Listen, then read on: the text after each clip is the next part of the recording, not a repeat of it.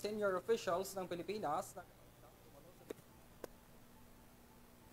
na sigalot sa West Philippine Sea at iba pang mga usapin, inaasahang matatalakay. Si Alvin Pelobello para sa detalye ng balita.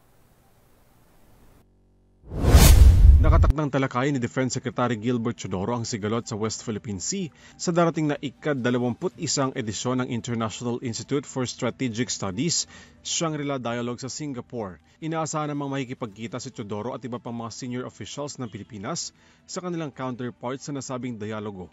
Si Chodoro ay isa sa mga makakasama ni Pangulong Ferdinand Marcos Jr. na nakatakda ring magbigay ng pahayag sa pagsisimula ng Defense Forum sa Asia na magaganap sa May 31 hanggang June 2.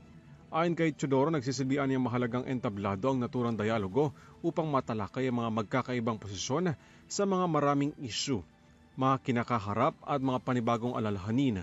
Aminado rin ang kalihim na patuloy ang pagtaas ng tensyon sa pagitan ng Pilipinas at ng China sa South China Sea sa mga nakalipas na buwan. Kabilang na riyan ang mga delikadong pagmamaniobra, pambabomba ng water cannon at panunutok ng mga military-grade lasers sa mga barko ng Pilipinas sa bahagi ng West Philippine Sea at ang pinakabagong unilateral fishing ban ng China sa karagatang patuloy na inaangkin nito kahit pasok pa ito sa Exclusive Economic Zone o EEZ ng Pilipinas. Patuloy naman ang paghahain ng Department of Foreign Affairs ng mga diplomatikong protesta laban sa mga iligal na aktibidad ng China sa karagatang sakop ng Pilipinas.